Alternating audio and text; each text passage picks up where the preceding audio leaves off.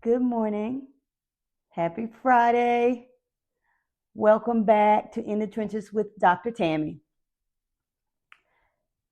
It is the holiday season, and I'm wishing each and every one of you a wonderful holiday, however you may choose to celebrate.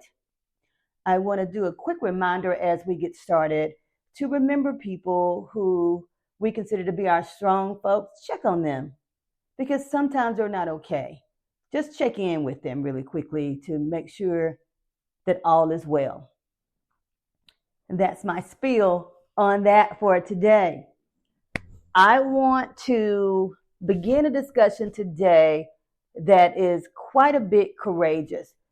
You know, when I first started the podcast, I talked to each of you about the different types of topics that I would like to discuss each week. So this week, we're going to pivot a bit from the romantic relationships, but still going to discuss a relationship, okay?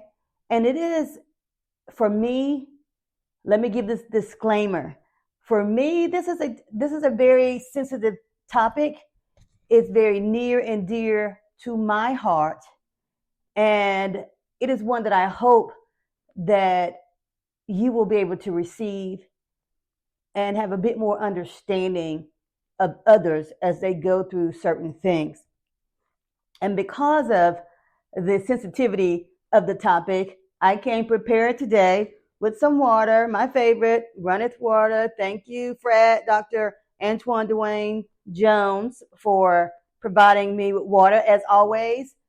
And then I also brought some tissues just in case I need it because, again, this topic is very, very near and dear to my heart. I took some notes so that I can stay on track because, again, I may be touched a bit as I discuss this. So today we're gonna start by saying that many people talk about dads who are either not active in their daughter's life or they are perceived to be 100% absent, and sometimes they may be 100% absent from their life altogether. Many people will say that this leaves the daughters searching for love, okay? That the father wasn't available to them and they don't really know what that love should look like, and they often search for it in the wrong places because their dad, their father, or father figure did not provide that for them. Others will say that these dads need to be more active in their children's lives. Well, guess what? That is not what this episode is about. This episode is going to be a courageous conversation about the mother-daughter dynamic that is either rarely ever discussed or never ever discussed at all. Because you see, some of those same negative connotations that we like to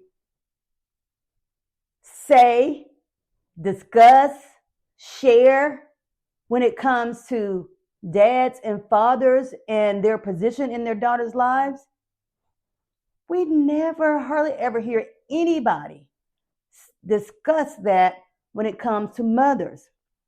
So today, we're focusing on that breakdown and the mother and the daughter dynamic.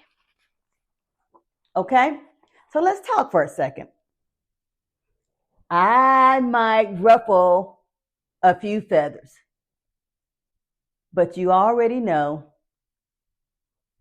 that I am doing that with love, and I want you to think more. I want us to not be led by just what society says or just what we see on social media and we need to be fair in our assessments of both mothers and fathers. And we need to move from judgment to help, assistance, and understanding. So let's get to it. A mother's disapproval, absence, or rarely ever being there for their daughter is also detrimental. And I'm even talking about moms who might actually even be inside the home. You see, I have actually done quite a bit of research on this topic. And if you know me and you know my story, then you know that I have discussed this on multiple occasions. You know that the relationship between my mother and I, it is strained to almost non-existent. And so before you get upset with me, before you get mad, I need you to understand that my mother is very much aware that I share my story, if for nothing else but to empower someone else to do better as a mother, or to encourage the daughter or daughters who are going through it in such a manner that they will understand that they will be able to live through it, come out on the other end in a better place than they could have ever imagined. So what I want you to know about relationships that are not as great as we would like between a mother and a daughter, and sometimes actually even detrimental to the daughter in ways such as self-esteem, feeling unloved, looking for a connection. It's tough. It's tough. And I need you to understand that there is not an age limit that comes along with the memories of being mistreated or not seen. Because for me, I often felt unseen, unheard, unloved, unimportant. And quite honestly, I think that we forget to even, give me a moment, that we forget to even just remember that as a child, it's hard for them to conceptualize or to understand that the person who you believe should love you the most in the entire world maybe does not. In my research, I found that while a mother may actually carry a child for up to 9 months, because some mothers give birth sooner than the 9 months, they may not bond with that child while they're carrying that child in their womb. They may not even have a bond with that child after that child has been born. And with my own mother, I found that my mother seemed and still seems to lack the capacity to actually love all of her children. And that's something that's hard to accept. It's certainly something that's very difficult to say out loud. But I need to share this with you all because I need you to know that the dynamic can be difficult. It can be hard to understand. And again, it can be hard to receive. With regard to my own mom, our relationship isn't practically non-existent because I chose for it not to be, or because I don't want there to be a relationship with my mom. I absolutely do. I am 54 years old, as most of you know, and I have spent most of my life trying to build a connection with my mother. Making phone calls, showing up, being there if she needed anything. But again, just like any other human being, a mother may not have that capacity to pour into you, to care for you, to nurture you in the manner in which a mother is supposed to do. And for me, I learned that unfortunately the hard way. You see, my mother was mean. That's the word we're going to use. She was mean. And I laugh about it some now because I can, at least for the moment, I'm able to laugh more than cry about it. Because for many, many years, I couldn't even have the discussion without the tears starting to roll down my face. Most of what I remember happening with me took place early, but then just continued on. The older I became, the meaner I perceived my mom to be. Let me give you an example. In my senior year in high school, I almost forgot my own name. Let me tell you why. My mom would refer to me by every single derogatory or negative name that a young lady or a woman could be called. So I laugh about it at this point because I think back and go, wow, when did she ever really actually call my name? It was all of these other things that really are unimaginable words to be used when it comes to referring to your child or talking to your child. I remember thinking about how I wanted to have the relationship with my mom growing up. Like I wanted to go shopping with her or just sit around and just have girl talk about boys, talk about school, talk about what was going on with my friends. Those were never really things that my mother was interested in. My mom was a young mom when I was born. So essentially, by the time I became a teenager, she was at an age where she was ready to go out and have a good time. And that she did. She had a very good time. I, on the other hand, I did not. My high school years were mostly spent at home. I can count on one hand the number of football games that I was allowed to attend.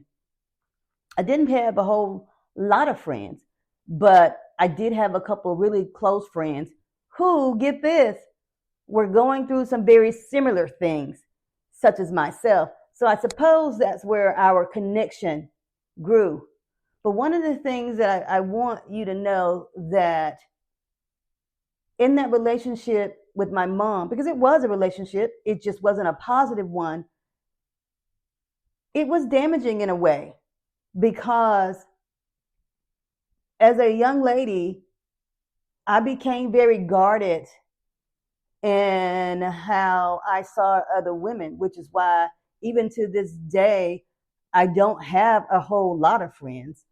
I have associates, and I have some very close friends who know my story, as you often hear me say, or my journey, because it is one that was filled with a lot of pain. And quite honestly, when you hear this, I don't want you to feel sorry for me in any kind of way, because again, it is my hope, it is my prayer that someone will see this and say, oh my God, she went through a lot, but she made it out okay. You know, conversations I wanted to have with my mom, I couldn't have because, again, there was the name calling, there was the cursing, there was the physical part of it all.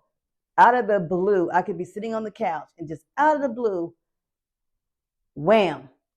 I didn't even know what I had done, what the reason that I may actually be being hit, had no clue. And then, as I shared with you earlier, she would go out and enjoy herself, and that was perfectly okay. She would do that. But when she would come home, my siblings and I, we would be sleeping. Yet she'd make her way to my room, wake me, call me those names, and that's when the hitting would begin. And bear with me, y'all. It was always in one place, just in this area of my body, because at least I'm going to assume that the more I thought about it as an adult, this was an area that when you go to school, no one's looking for bruises. No one's looking to see if there's an injury here, especially for girls. No one's looking for that. And you may say, oh my God, you should have told somebody. You should have. I probably should have, but we were raised, and I don't know if any of you are my age or from the country. What happens in this house stays in this house. That's how we were raised. So I didn't tell it. I knew it was wrong. I dealt with it, tried to protect my siblings, although, get this, it was all me. And I never understood that. I never understood why the abuse, the physical and the verbal abuse, was all directed towards me. So, my mom, again, is still my mom. I believe that she does lack that capacity to give that love. I hope that she's able to get there one day, because I talked to her about that. The few times that she will answer the phone call, once we get past some of the pleasantries, and she tells me who all has passed away in my hometown or who's sick, Annie Mae or Pearly Sue or whomever in the neighborhood is not doing so well. We have had those moments in which we have had some very detailed discussions. Sadly, there is selective amnesia at times. Then there are times in which she does recall the things that took place, but doesn't necessarily apologize or say that she was wrong. And I know you all are probably saying, you are 54 years old, lady. She does not need to apologize. She doesn't. But an acknowledgement and a path forward is always a great way to go. Because I am not upset with my mom. I'm not. I will say that for a very, very, very, very long time, I did not understand it. I didn't know what to do with what I was feeling. I knew that I learned from her that I wanted to be a different kind of mom. You know, when I read the research, the literature, I hear people talk about generational curses. I hear people talk about learned behavior. You know, I hear them say that it could be a cycle of behavior because a person's mom may have done this or a person's mom may have done that. I won't go into a huge overview of each of those things on this episode, but I want to say this, that for me, I decided that whether it was any of those three things that I just listed, that I would be different because I felt that we are all given a choice. We have to decide how we want to live, what we want to do, and how we should move forward. And I chose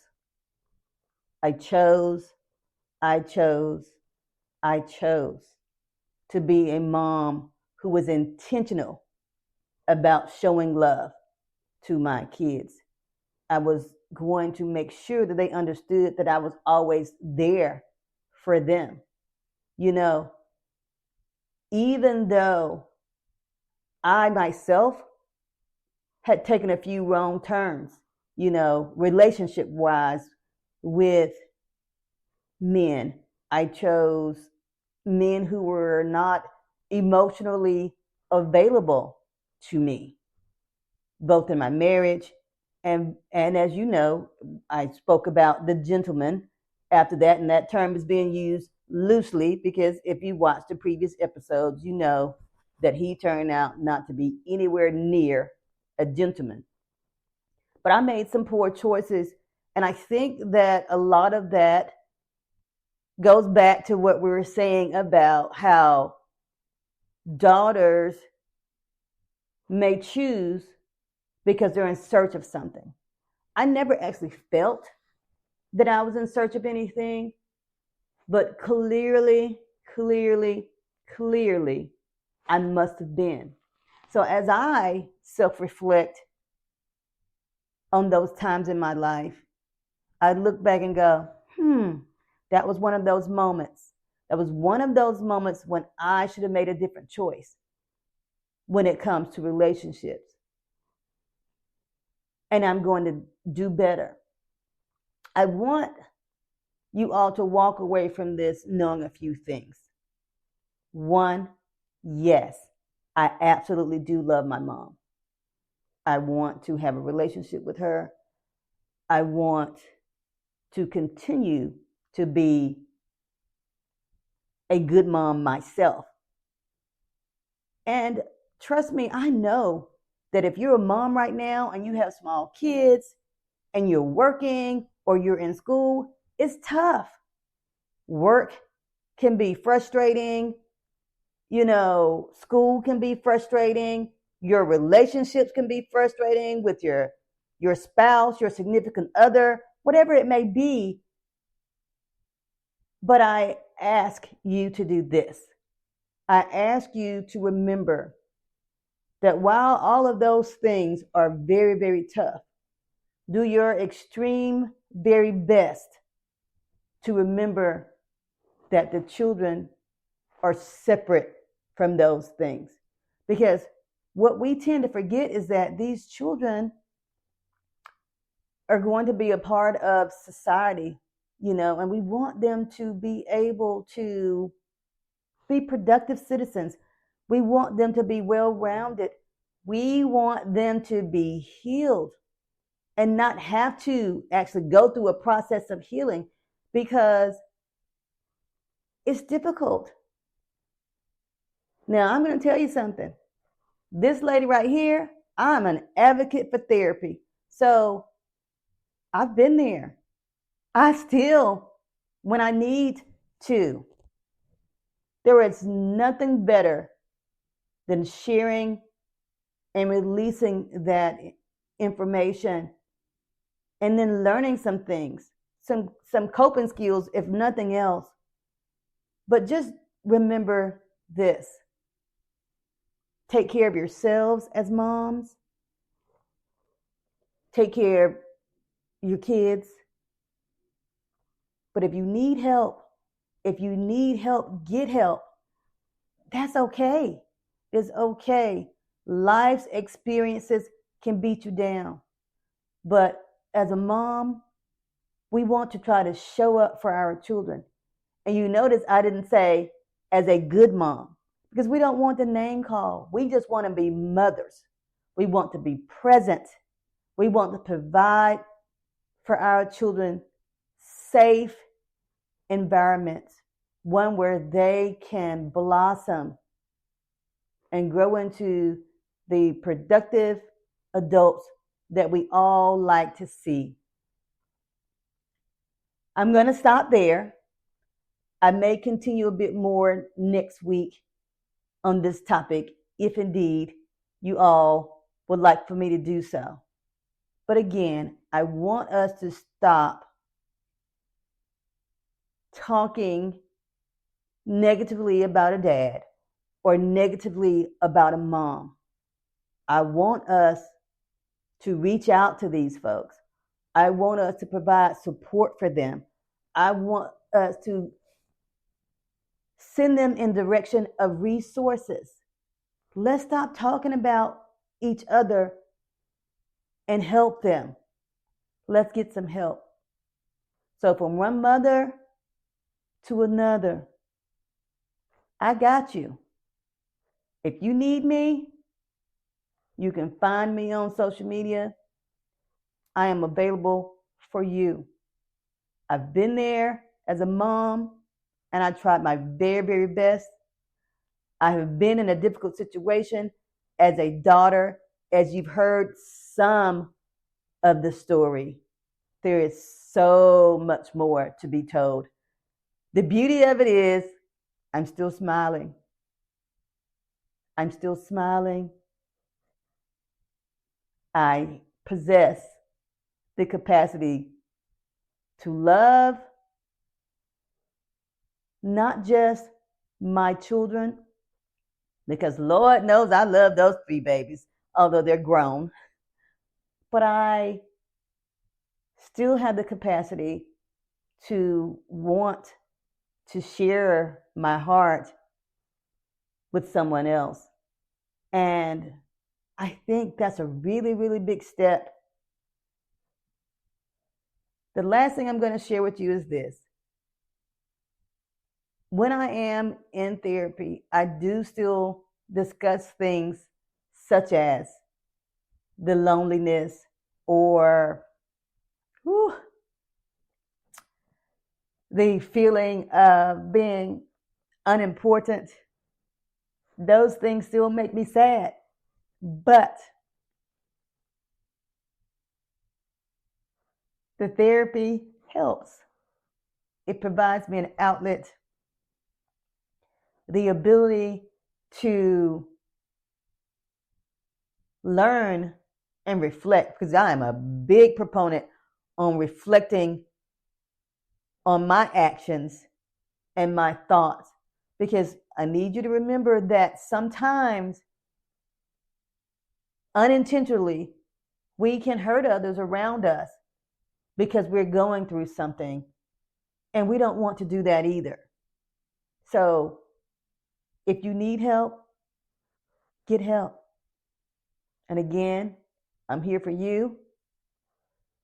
I know this episode lasted a bit longer than we normally go, but I certainly hope that sharing a bit of my journey with you, sharing a bit of my story with you, gives you hope, gives you a sense of relief if you're experiencing any of the things I experienced, or you are a mom who just needs to reach out and talk to somebody. I'm here. I'm here. Happy Friday to each and every one of you. Remember that you got this. We're in this together. Much love, much love, much, much